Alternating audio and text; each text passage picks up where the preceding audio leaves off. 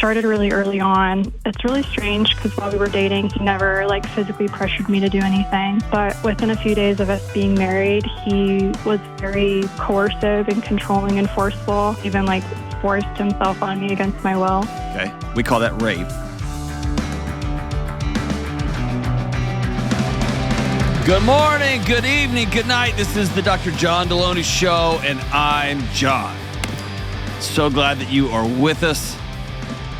Talking about emotional health, your mental health. Talking about what's going on in your home, with your marriage, your dating, your kids, whatever is going on. I spent the last 2 decades walking alongside people when the wheels have fallen off. And what I do on the show is I don't always know the answer, but I'll sit with you. And we will figure out what's the best next right step. If you want to be on this show, give me a buzz at 1-844-693-3291. It's 1-844-693-3291. Or go to johndeloney.com/askask. Love to have you on the show. Hope you're having a happy new year. Let's get right to the calls. Let's go out to Phoenix, Arizona, and talk to my Miranda. What's up, Miranda? Hi. What up? I'm just excited to speak with you today. Thank you for taking the time to talk to me. Of course, I'm grateful that you called. What's up? Well, I have a question. And so I'll tell you my question up front. I'm going through the process of a divorce. I'm waiting for it to be finalized, and I'm wondering when it's helpful to speak up about abuse in marriage after divorce. And I'm wondering if I'm just better off living with the truth in peace if I've left an abusive marriage. I guess first out of the gate, man, I'm so sorry that you had to live with this. Thanks. Yeah, it's kind of awkward because a lot of people just really don't know. Yeah. I left earlier this year, and I'm trying to focus on rebuilding my life. I've mostly just kept quiet about it, especially from the beginning of our marriage, and I've been really protective of my ex in a relationship. I thought that we could work it out privately and with marriage counseling, and no one on his side actually knows what happened or what he's done. And honestly, I feel like there are a lot of things I still don't know, and I don't want to cause issues or drama, and I really don't want to hurt people because I feel like it could be really hurtful to talk about things.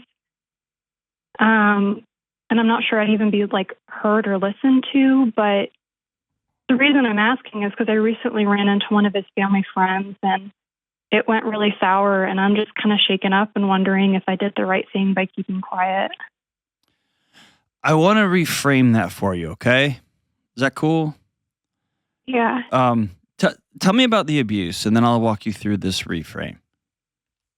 Well, it started really early on. It's really strange because while we were dating, he never physically pressured me to do anything. But within a few days of us being married, he just was very coercive and controlling and forceful. Are you talking about sexually? Yeah. And at one point even forced himself on me against my will. Okay. We call that rape. Yeah. And hold on, let me stop right there. Yeah. Why does using that word make you so uncomfortable? I think I'm okay with recognizing that internally. Okay. But I've really struggled with publicly or with other people using that word because it doesn't reflect the image of what people typically think of when they think of rape. And I don't want to take away from other people's experiences because I know this sounds bad, but I feel like mine's just not as bad as some other people's. And maybe that's the wrong response, but that's just how I feel. I don't know.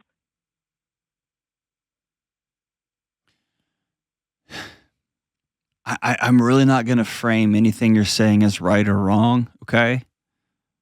I don't want you walking around with that sort of weight, like I did this wrong. I will tell you that comparing trauma is an exhaustive fool's errand. It doesn't make you feel any better, and it doesn't minimize to your body, to your heart, to your soul, the violence that was done to you.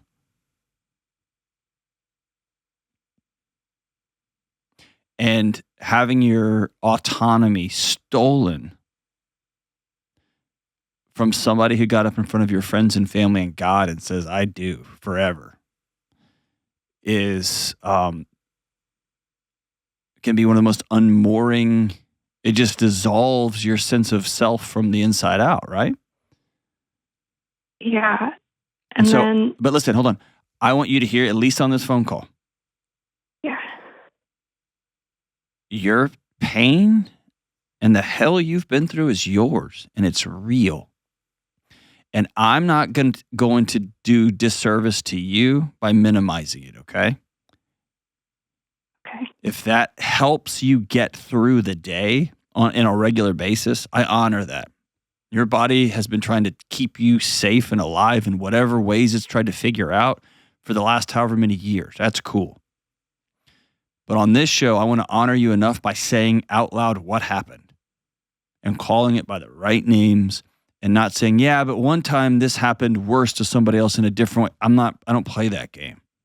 Loss is loss. Rape is rape. Violence is violence. Abuse is abuse. Okay? Thank you. All right, so continue. Go ahead. Well, I went through all of that and publicly just pretended like everything was great while like crying every day in private and always talking really wonderfully about him to both our families. My family thought he was like the most wonderful thing. And we were both like away from our families. We didn't have our families around us. And so it's a lot easier to just kind of act like everything's okay. And then we went through like 9 or 10 months of counseling, couples counseling, some individual counseling too. Over this incident or just to generally try to improve your marriage? Regarding the abuse, because I just couldn't have intimacy again because I couldn't feel safe, you know? Of course. What, did he ever apologize, say, I'm sorry? I mean, what was his posture this whole time? That's the confusing thing because throughout that process, like eventually one day I broke down, like crying and sobbing about how much he hurt me and like tried to just shove it away and move on, but I couldn't. And so that's when we went to counseling and we also talked about just in general our relationship and communication, but specifically regarding what happened and moving past that and developing intimacy again. And he was apologetic at the time. And since then, he's taken it away and tried to say it didn't happen.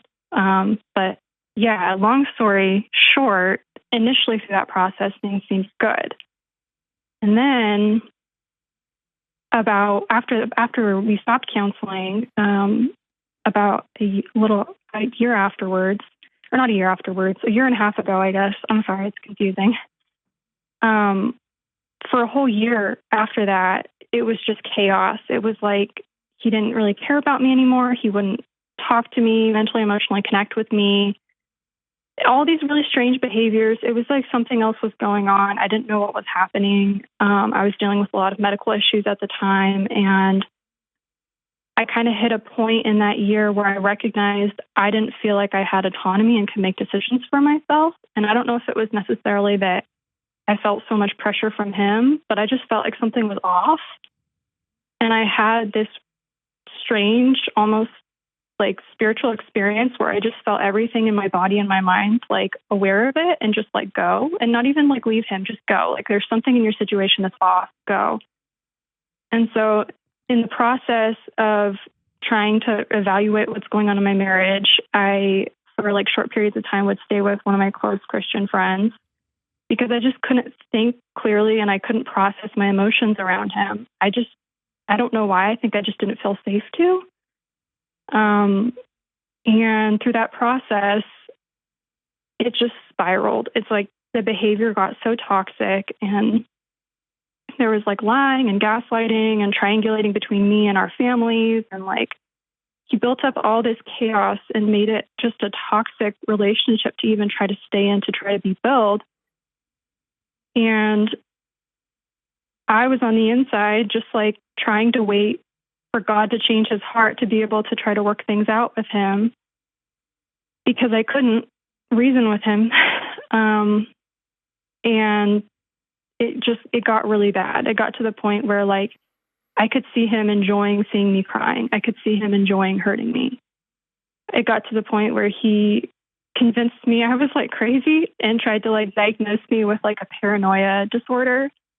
And like I almost like was thinking about admitting myself because I was like, oh my gosh, there's something really wrong with me. And if it wasn't for my good, close Christian friends being like, he's gaslighting you, your concerns are valid, what's going on isn't okay, I probably would have considered really doing that. And so how long were y'all married? We were married for a little over 3 years. And when is your divorce final? It could be any day now. Does in your divorce decree, did you disclose the abuse? I didn't tell my lawyer about what happened, at least until later in the process. And even then it was like, she's like, you can either sue him or not bring it up because either way, like one or the other. It just, I don't know why, but it just didn't seem like it was going to be a helpful thing. Okay. And I was away from him at that point, so I wasn't going to like file a restraining order because thankfully I was safely away. So are you in contact with him anymore or are you done? It's mostly just like finalizing the separation of things, I guess. Is that in writing? Yes. Okay. If you have means, and not everybody does, I would hire somebody to do that. And are you staying in the home or is he staying in the home? Y'all selling it? How's this? How y'all splitting up? I'm really fortunate at this point. I'm actually living in a different state from him. Okay. So what stuff do you have to go get? I don't have to go get anything else. We've already like separated it all. Good. Okay. Yeah. So, man.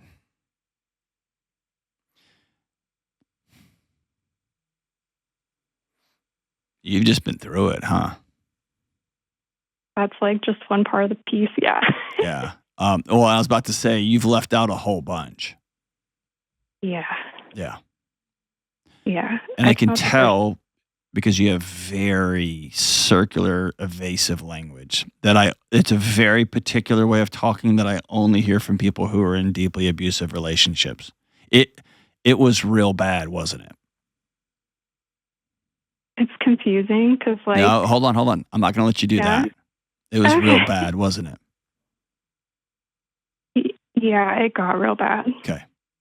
Yeah. Here's what I need you to know, okay? You did everything you could to try to make this thing work. Even to the point that it got so unsafe for you that your body said, if you're not going to leave, I quit. Okay? Yeah. You weren't going crazy. Your body was saying, I'm out because you don't get the message that we're about to get killed here. We're living with a rapist. We're living with a absolute psychopath. And because you wanted to fulfill the role, that the picture you had in your mind, you were so caught off guard because this wasn't the guy you dated, because the family things were so nice and they like everybody performed so well at the family get-togethers and the friend get-togethers. And because you wanted to fulfill your whatever your faith told you your job was as a married woman, you went into autopilot until your body said, I'm out. Does that sound right? Yeah, I think I didn't see a way out when I was in it. I know. I know. But here's what I need you to hear me say real directly. Until you tell the truth to yourself, your body's going to continue to not trust you to drive, and it's going to drive for you. Okay. And what that means is you're going to walk into a meeting and all of a sudden your heart is going to start beating 190 beats a minute and your stomach's going to drop and you're going to feel so sick and you're not going to know why. And you're not going to be able to sleep. You're not going to be able to meet people. You see what I'm saying? Those are all things that are happening, right? Yeah. I I really struggle with disassociation. I know. That's your body saying, oh, you're not driving, I'm out. Yeah. Okay? A lot of that starts with telling the truth around language and telling the truth about what actually happened. Sitting down with somebody, you've heard me say it a million times on the show, grief demands a witness. I got to sit in front of somebody else and say the words, my husband raped me. My husband was wildly abusive. I know my husband was cheating on me because of X, Y, and Z. My husband did this and he did this. And you have to say those things, okay? With a safe and trusted person. Now, here's the rub.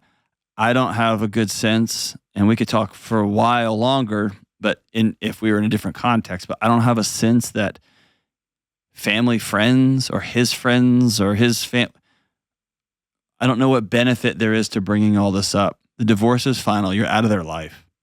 They don't get a vote into your life. They don't get to speak into your life. They don't have anything to do with your life. And that lying piece of crap is going to tell them whatever stories he's going to make up about you and about the situation and what a victim he is. And there's not a story, I don't believe, that you can tell that they're going to go, we knew it. Is that fair? Probably. Because the way this usually plays out is the world looks at the woman who got victimized and chose silence to keep safe. It wasn't because you were a coward. It's because your body you determined the safest thing for me to do right now is to be quiet. The outside world says, well, if it was so bad, why didn't you say something? Why didn't you tell us? Oh, because she's embarrassed. She's just making this up. You see what I'm saying? Yeah. And they don't get a vote.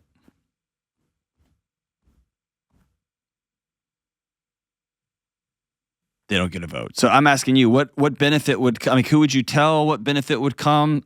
I do see a significant benefit to sitting down with your family. 100%. I haven't spoken with his family, but I've tried to talk to my family, and I think only really my brothers are very supportive. The women in my family have been really toxic. Why? Well, I don't know.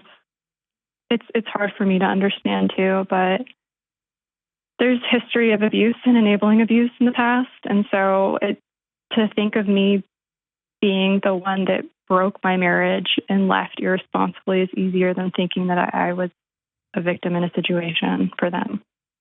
So they've been married to abusive people and chosen to stay?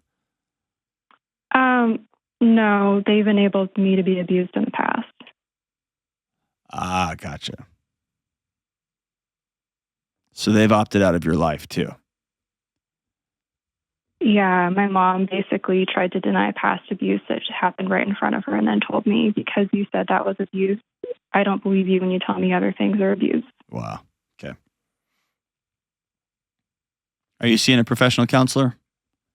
I am. Yeah. Okay. Yeah, I am. I'm actually excited to try and start EMDR sometime Good. in the next few months. Good.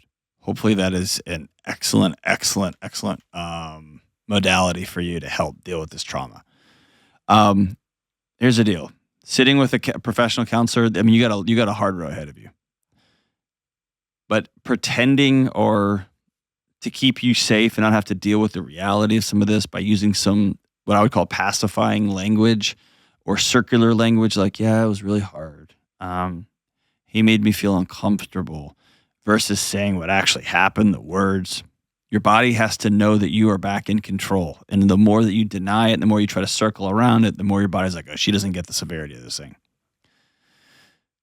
Until you sit down in front of somebody, whether it's your attorney, whether it's your therapist, and you say, this is what he did.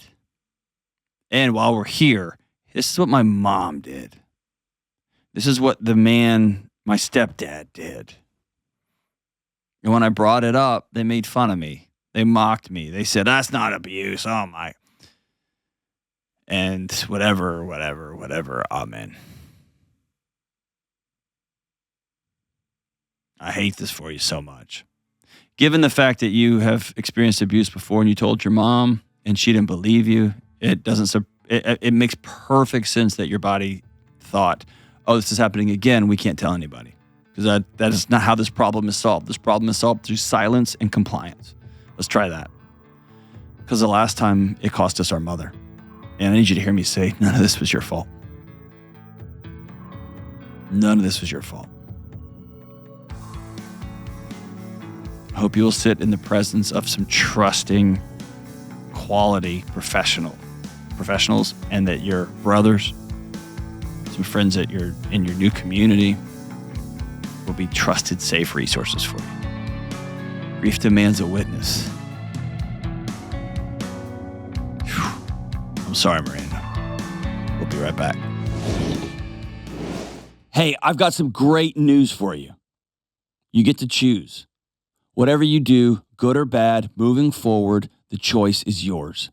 And when you're intentional about making good choices, over time they become healthy habits. Like choosing to slow down and make time for a daily practice of prayer and meditation. One thing that helps me every single day is Hallow. Hallow is the #1 prayer app in the world, on planet Earth, and they're giving you 3 free months to get started. And people always say, you got to meditate, you got to pray, you got to have a spiritual life. And for many of us, we don't even know what that means. We don't even know where to start. That's where Hallow steps in. 3 free months to prioritize your mental health, your spiritual health, and be intentional about finding peace through calming music, the lo-fi station that I love, guided prayers, meditations, and more. And Hallow isn't just Catholic. You can tailor the content towards your faith tradition. From scripture readings and prayers to journaling, Hallow makes it easy to practice mindfulness, build a deeper, more meaningful spiritual life, to figure out what you even believe in the first place, and choose peace. And remember, Hallow is giving you 90 days free. Imagine the peaceful habits you can establish in 90 days. Go to hallow.com/Delony today and follow the simple prompts to start your free 90-day trial. That's hallow.com/Delony. All right, we're back. Let's go out to Pittsburgh, Pennsylvania, and talk to Christopher. What's up, Christopher? Hi, Dr. Delony. Thank you so much for taking my call. I appreciate it. You got it, man. What's up? So, I want to help my brother out. He's fought a long, hard battle with alcohol. And I've just noticed recently in the past several months, it's just gotten worse and worse and worse. And he hasn't hit a rock bottom point yet, but several members of our family have tried to talk to him, and nothing is getting through to him. And I hate seeing this happen to him, and I want to know how I can help him if I can. Yeah, man, he's lucky to have you as his brother, man. It's pretty amazing. Thank you. Do you live in the same community as him? We're 2 towns apart, but within about a 20-30 minute drive. Okay, great. What have people tried to do? How has that conversation gone? I know my parents have talked to him. I don't know what the conversation was. Unfortunately, my side of the family is not open communicators. Okay. So I know they tried talking to him and tried convincing him. Didn't get anywhere. His wife tried bribing him after talking to him several times. She tried bribing him by buying him a big present if he stops drinking. And of course, that probably lasted a few days. Yeah, that doesn't work. That doesn't work. No. Oh, man. Yeah, and every time I see him now, he's like slurring, stumbling. Yeah. Even in the middle of the day. Okay. So when you see him, he's actively intoxicated? Yeah. Okay. So here's a couple of rules of thumb when I'm talking to somebody who's struggling like this, okay? Mm-hmm. Number 1, I can't make anyone listen. I can't make anyone do anything. And therefore, I'm not personally responsible for what choices they make. Right. It's one of the scariest, hardest truths to internalize. Okay? Yep.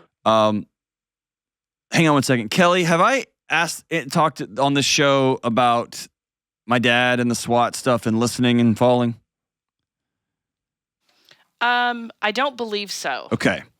Chris, I'm going to give you what is a very tragic truth, but one that is something I live by, okay? Mm-hmm. And it was taught to me by my dad.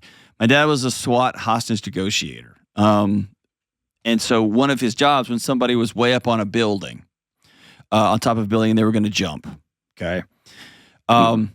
He would go up the elevator, and let's say it's in a giant hotel. He'd go up in the elevator, and he would get out of the elevator by himself, and he would always take a knee, and he would pray. And then the question they would ask himself is, watch or listen? And the reason he would ask himself that is he was prepping for if this person decides to go ahead and jump despite his best efforts. And that simple question provides a little bit of psychological space that lets me operate without knowing that I'm not tethered to this person. Does that make sense? Yeah, put some psychological distance so you can have a more objective view. There you go. Because if every time you see him, you think it's your job to save him, you're going to end up drowning yourself. So remembering and internalizing, I can't make him hear me. I can't make him do anything. He is making an adult choice. Okay, so that's number one. Number two, there is no conversation to be had when someone's intoxicated, period. Period. The first 20 years of my career I spent working with intoxicated college students. And I first would sit there in their rooms with the police officer, and we'd have these long, drawn-out conversations. By the time I'd been doing it for 5, 6, 7 years, I switched. I would, if they were safe, I'd tell them to go to bed. If they were not safe, they would go to the hospital. If they had broken the law, they'd be arrested. And I would always tell them, we will meet tomorrow at 11 a.m. Because you can't hear a word I'm saying right now. Right. So that's number two. You can tell y'all can have the most heartfelt, beautiful, souls connecting conversation, but if they're not sober, that conversation's not getting through. Yeah, short-term memory shot. Right? It's just everything, right? Yeah. So here's what you can do. Oh, here's the third thing. When somebody is this struggling this deeply with alcohol, I don't want to ask the question, why won't you quit drinking? I want to ask the question, what in the world happened in your life and is continuing to happen that this is the best way your body has figured out how to get through a day? Because that answer is where the solution lies. Okay? It humanizes a person in front of you as you're watching them just struggle, right? Mm-hmm. So here's what you can give him. You can give him an environment and a relationship where he is able to listen if he chooses to. So what does that look like? If this was my brother, I would do two things. I would write a short and very clear and simple letter that begins with, "Dear brother, I love you." And what I'm hoping is, in a moment when he wakes up and he's sober and his body feels like absolute run over by a truck hell, and before he reaches for a bottle, he's able to read, "Dear brother, I love you." Okay? Mm-hmm. The next part of that letter would be something along the lines of, when you're ready to be well, when you're ready to get help, I am here. And I will go to the ends of the earth. I will run through hell for my brother. And it's short and it's sweet and it's very, very clear. And then I would be about inviting him out. Hey, you want to come have breakfast with me? I'll only have it if you're sober. If you're not sober, then I'm not gonna do it. So you get to choose. But I really want to go to breakfast with you. I had thought of trying to get him to a neutral place, like a coffee shop. That's right. In the morning, Yep. When he's hopefully not started yet, and have that conversation with him. Do you think it would make sense to deliver the letter at that point? Absolutely. Yes. Okay. And I would tell him, maybe with a smile on your face, I felt like I needed to write my brother a love letter and let you know that I love you. And if you don't say that in your family, it sounds like you have a family that doesn't share their feelings and emotions very often. This might be super awkward. Yeah, it will be. And I think you plow right through that awkwardness and look him dead in his eyes and say, I'm your brother and I love you. Okay. Okay. Can I throw a wrench in it? Wrench it all up. I've fought the same battle for years. Okay. Are you sober now? No. Okay. I was for last winter. Okay. That fell off the rails over last spring, and I'm ready to jump back on again. Awesome. So to have this conversation feels a little bit, two-faced. Not at all. I want to help you while I'm still fighting the same battle. No, man. In fact, in a strange way, it gives you a little bit of empathy and credibility. I'm going to a meeting tomorrow, and I'd like to pick you up and take you.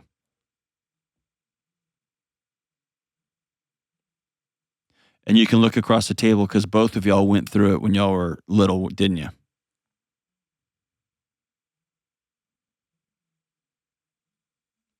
Yeah, we both started early. Yeah. High school age. That's right. Because you had to. And we don't talk about this enough in the addiction communities, but the alcohol worked. It kept you two alive, didn't it? In a weird sort of way, I guess. That's right. It worked. And now it's got you. And now it's time to stop. I realized at one point that I had gone from recreation to medication, and that's when I knew I had to do something about it. When you're drinking as a young kid, and your brother is too, it's always been medication. Just the medication stopped being fun.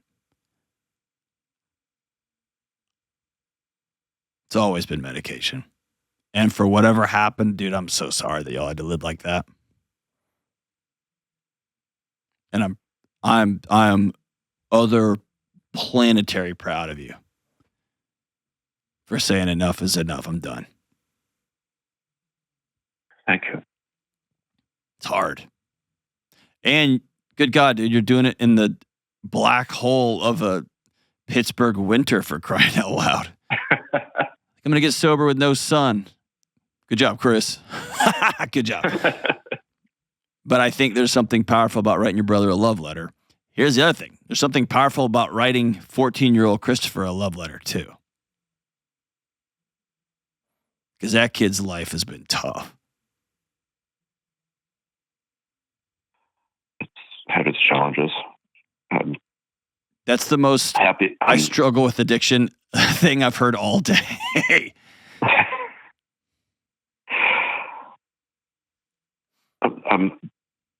I'm happy that I've been blessed that I've never hit rock bottom and nothing serious has ever happened because of my drinking, but I know I've burned relationships and lost time. And I just want it to be in my rearview mirror. We talk a lot about rock bottom, dude. But there is rock bottom. And if you've ever been, have you been to meetings before? Yeah. Yeah, you hear the atomic rock bottoms. That happens. But dude, I just don't think most people make the transition out of rock bottom. I think for most people, rock bottom is they live underwater in their own life. Their whole life is lived under a mattress. Like Fight Club, it's just a copy of a copy of a copy. Nothing tastes good. Nothing, the sleep isn't good. Sex isn't good. Marriage isn't good. It just is. And you just deserve so much freaking more than that. There's so much beauty in the world, and everything doesn't have to be shades of brown and gray. And so there is this big rock bottom. I'm glad you're not in jail. I'm glad you're not dead. I'm glad you didn't wreck a car or kill somebody, of course. But man, right. I'm equally heartbroken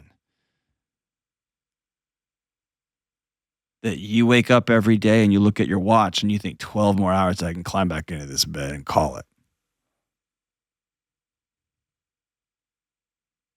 It's not quite that bad. I know. But the whole, every evening, crack the first one open, crack the second one open, and continue until, I end up finally falling asleep. It's just, that's right. I can't do it anymore. That's right. And I'm proud of you for this moment. I'm proud of you. Now you just got to make the next right step, as they say. But I think there's something powerful about telling your brother, hey, me too, and I love you, and I'm going to a meeting tomorrow because I have to be done. And that means I'm going to have to face my demons head on. And I'd love you to be sitting right shoulder to shoulder with me, facing them too. And if he won't go, just give him the letter and let him know that I'm there when he's ready. Whenever you're ready, I'm here. Yeah.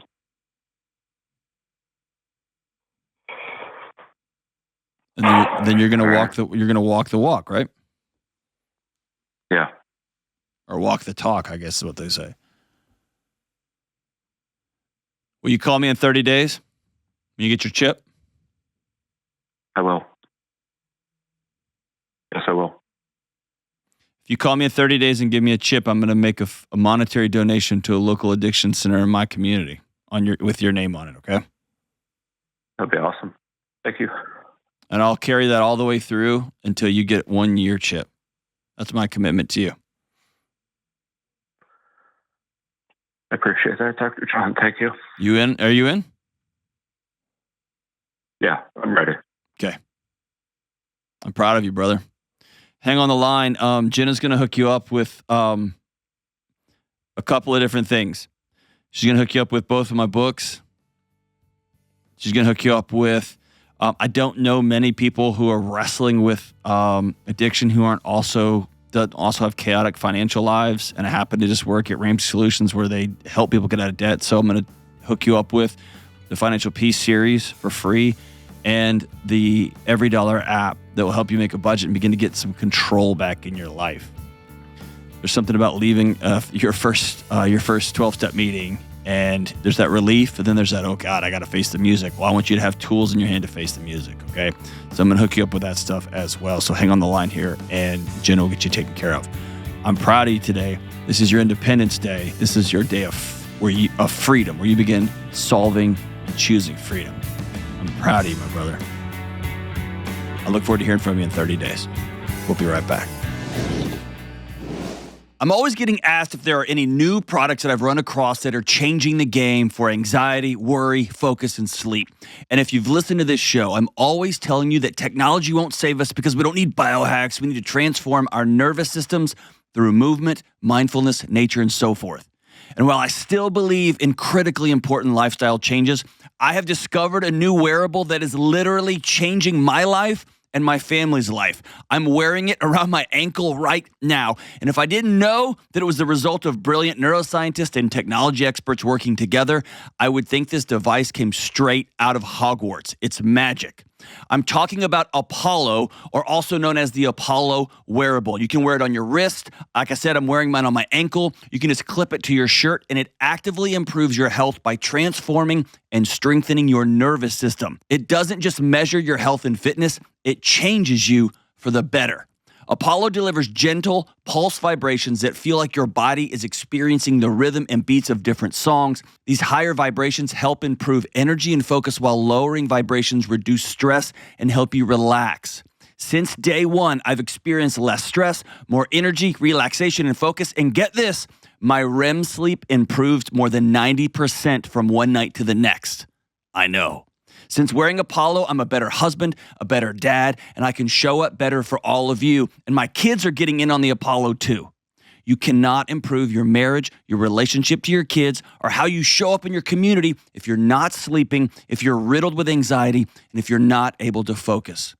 Along with making changes about how you choose a non-anxious life, the Apollo Wearable is a game changer that can accelerate your healing journey. Go to apolloneuro.com/Delony, or go to apolloneuro.com and use promo code Delony at checkout for 15% off your purchase. It's changing my life, and it can change yours. All right, we're back. Let's go out to dear Marie in Pennsylvania. What's up, Marie? Hi, Dr. John. Thank you so much for taking my call today. Of course. Thanks for calling. What's up? Well, I have less of a question and more just asking for help. I gotcha. Let's do it. Just needing some help dealing with some feelings I'm having recently.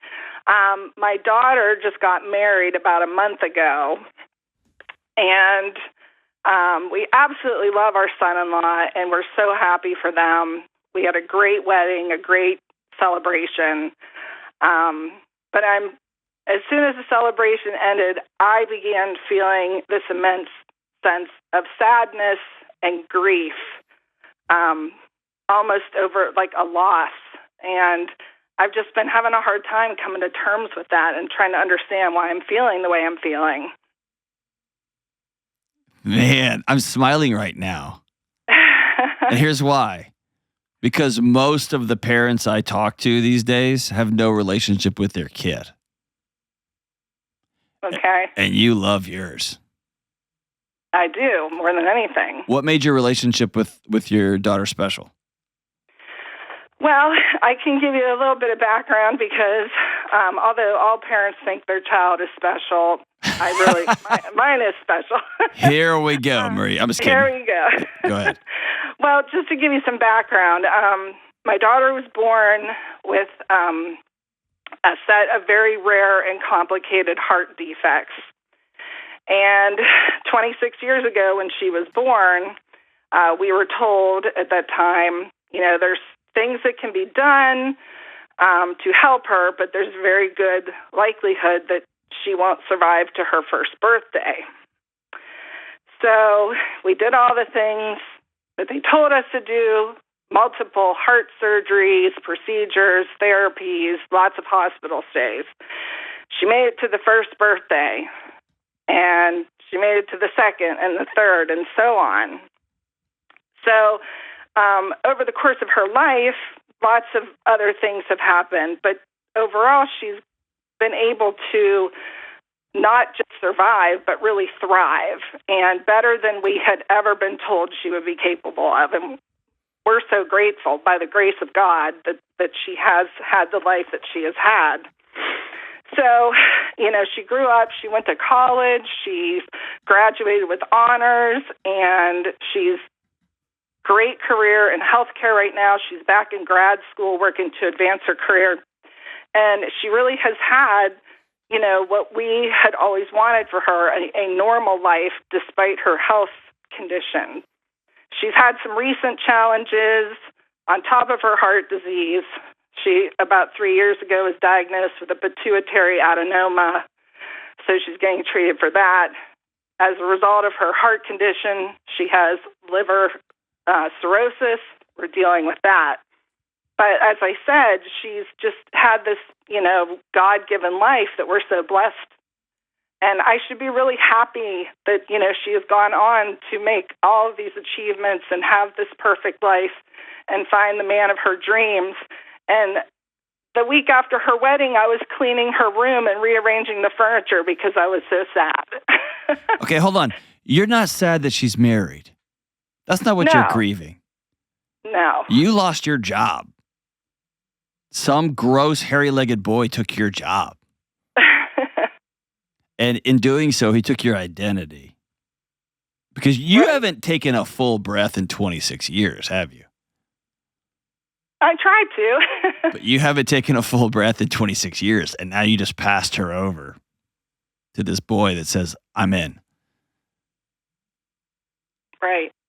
I cannot think of a harder thing for a parent to do other than to bury a child than what you've done.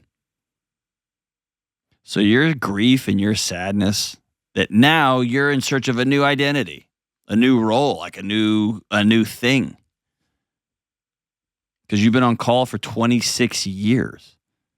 Right. Right. I feel that. I do. So give yourself a minute, okay? Give yourself a minute, and your purpose has changed and your role has changed. You're still mom. You'll always be mom.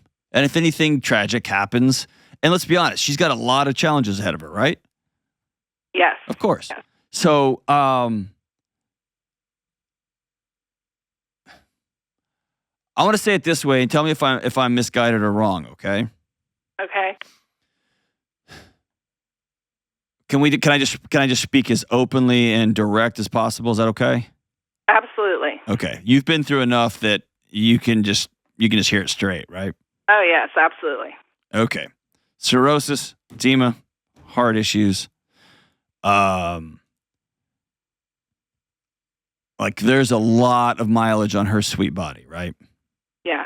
A lot of challenge and repair and surgery. Her body's already tired and she's 26 years old, right? Right. For 25.9% of those years, you've dealt with that fragility by hanging on real tight. And you'll beat every single marker that they gave you. And also, time is fragile and short, right? Yes, I do. Okay. You know that in your soul, and you took your hands off the wheel. You had to. Because she said, Mom, I want him to drive. As she should. Right. And so there's that chaotic, reckless moment. Not reckless, that's the wrong word. There's this chaotic, terrifying, scary moment where you send your kids out to the wild. And in this case, you know what the wild's going to ultimately, how it's going to ultimately end. Yeah. And so instead of trying to make yourself feel better by holding your hands so tightly around her that she couldn't move, you did one of the noblest, most amazing things a mom could do in this situation, which is let your daughter make adult choices and go live a wild, reckless love and work a wild job. And I got to rearrange the furniture because I'm just going to weep for a while. Fair? Yeah. Yeah, and I've always thought, that I wasn't holding on too tight because, that was something I didn't want for her whole life. I didn't want her to be, this weird, sick kid all the time. So I always sort of prided myself in being the mom that, let her go and do things that were scary and dangerous, given her condition, but I wanted her to live life, I always said if her life was going to be short, it was going to be great. God, dude, hold on. Do you realize how amazing you are? I'm serious. Listen. Oh my gosh. What an amazing mom you are. Thank you. And that sounds so awesome on Instagram, and that sucks when you're living it out every day, right? It's hard. It's so hard. But here's what you're doing in real time. And most parents in our current culture cannot do this. I hope you hear me getting all fired up, man. It's like it's bringing me so much joy. Okay. Most parents in our current world, it's the current world, in our current culture, use their kids to prop up their own egos. And you are not doing that. You are saying, no, I am going to do what I can to keep you safe and keep you alive so that you can run wild and free. And your run is not going to be as long as the kids you went to college with. We all know that. But I don't want to have gently walked to the finish line with you, holding your hand the whole way and making sure you didn't stub your toe and we get to the finish line. That's not what I'm doing. I want you to run. Right, and I do feel that way, and I always have felt that way, and then she got married, and now I'm like, okay, now what do I do? Yes. So here's I want you to be really specific. You're not grieving her wedding. I don't believe that. I think you're really in your soul so happy, and I don't know who this boy is, but what an amazing man. What an amazing man. He really is. So I don't think you're grieving the wedding. I think you're grieving your role has changed dramatically. And that's okay. And so I want you to feel permission to spend time being incredibly sad. That's okay. I don't want you to use your daughter as a Xanax to make you feel better, though. You're the mom, you're the adult, so it's going to be up to you to go hang out with your friends, go exercise, go on a trip, go do whatever you need to do to stay whole and well, right? Mm-hmm. Hopefully it's constructive things, not destructive things. But it's your job to be sad. That's feel full permission to do that. Okay? You're not crazy. There's just something wrong with you, okay? Okay. And then at some point, the ultimate healing part of this is, as David Kessler says, you're going to go make meaning of it. What does that mean in real life? It sounds all lofty. I'm going to go make meaning. Here's what that actually means with skin and knuckles on the ground. Here's what this means. It means, why you?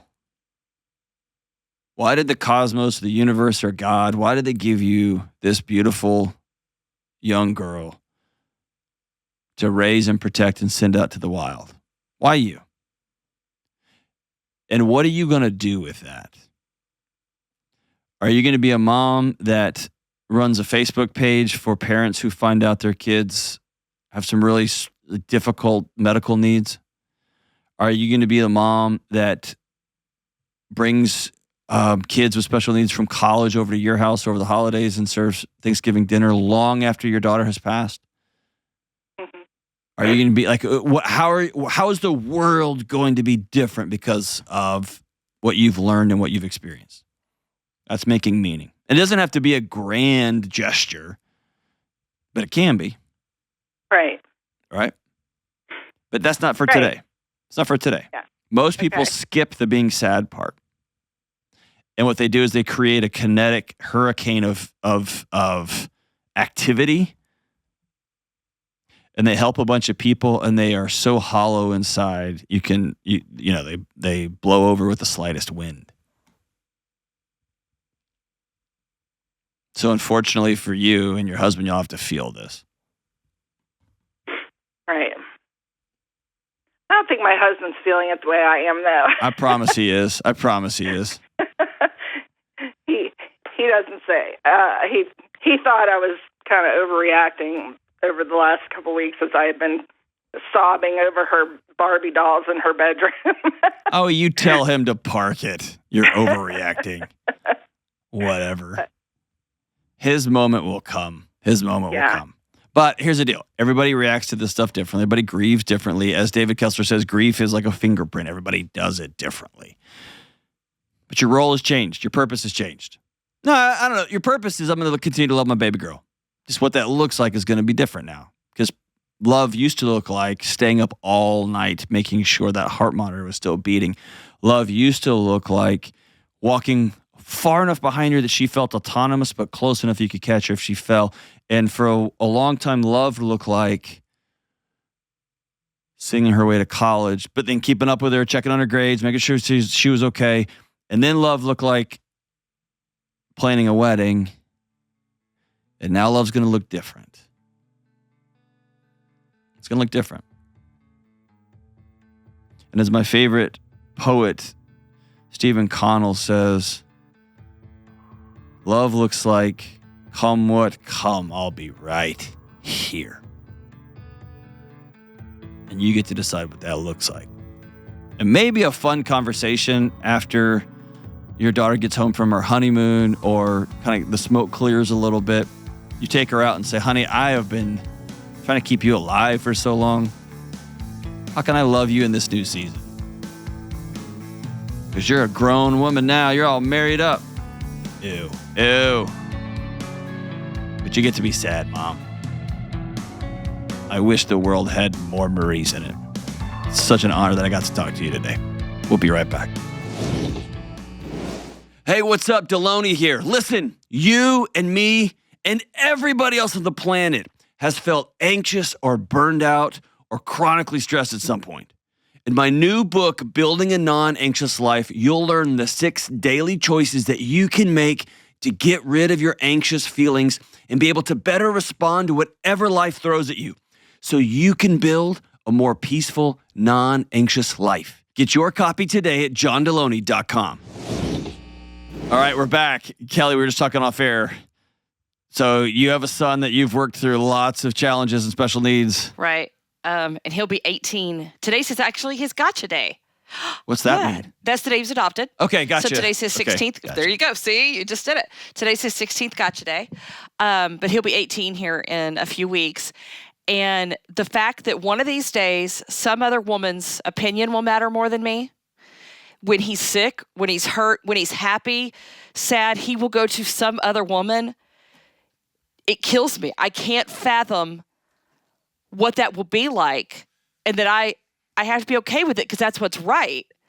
So shortly after we brought him home, I apologized to my mother-in-law because I was like, I don't know how you do it. That all of a sudden one day I won't be the most important anymore. And that's how it's supposed to be, but I'm not okay with it. And one day he'll have a medical challenge and you'll get the call while he's en route. You won't get the first call, right?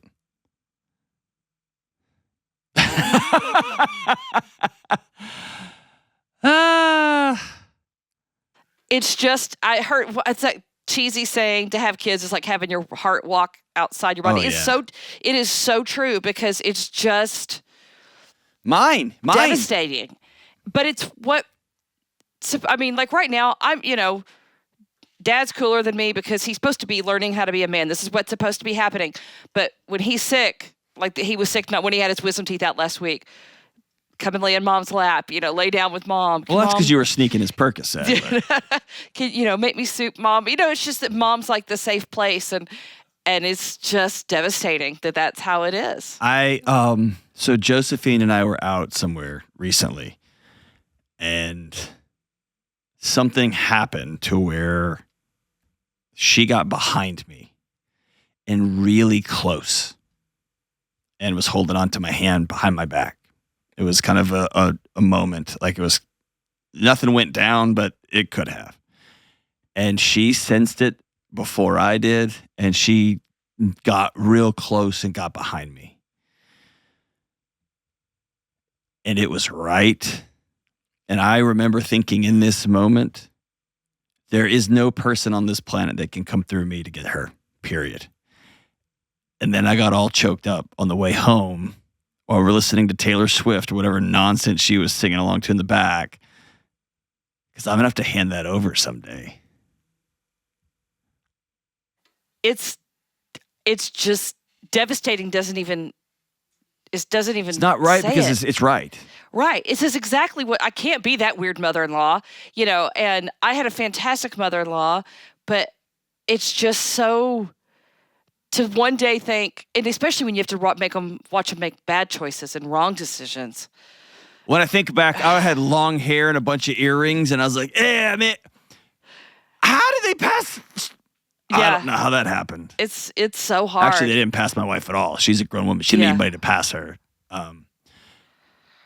I got to wrap the show up or I'm going to start crying thinking about Josephine. So there we go. All right. So as we wrap up today's show, we have a follow-up from Darcy in Omaha, Nebraska. The original call, dang Gina, October of 2020. The world was spinning off of its axis during this call, right? Yeah, we'd only been doing the show a couple months at this time. And we were right in the middle of COVID. Lockdowns, the whole thing. So the original call synopsis was left in abusive marriage with 2 small children. Her son was very angry at his father and did not want to spend time with them. Small kid. Here's what Darcy writes. I called 3 years ago shortly after I left my abusive marriage. I had called because my kids were scared to go to their dad's home and I wanted to know what to do. Wanted to share with John that we are thriving today and it's because of his encouragement. It wasn't because of my encouragement. It's because you made some really difficult, challenging, brave choices. My kids and I are seeking therapy. We're healing. I'm finishing up my master's degree in education. We're close to being to not owing anybody any money. And I was recently promoted at my job. My kids are connecting with our community in sports and finding friends at school. It's been a journey, but it's one rooted in hope and faith that God's greater plans for us. Thank you for what you do. I will reiterate what I tell everybody when they say, you did this for me. I run my mouth on a podcast or a YouTube show. I literally don't do a lot. Y'all at home who are deciding, I'm going to talk to my wife in a different way. I'm going to leave this abusive marriage, and I don't know where we're going, but I'm worth more than this. I'm going to endure and head into this difficult season with my kids, and we're going to get this right. Y'all are doing the work. Y'all are doing the work. Darcy, I'm so freaking proud of you. Amazing. Incredible. Everybody else out there who is making changes in their life, keep going. Whether it's your fitness, whether it's your weight, whether it's your marriage, whether it's you're getting sober, whatever it is, keep going. So proud of you. Love you guys. Bye.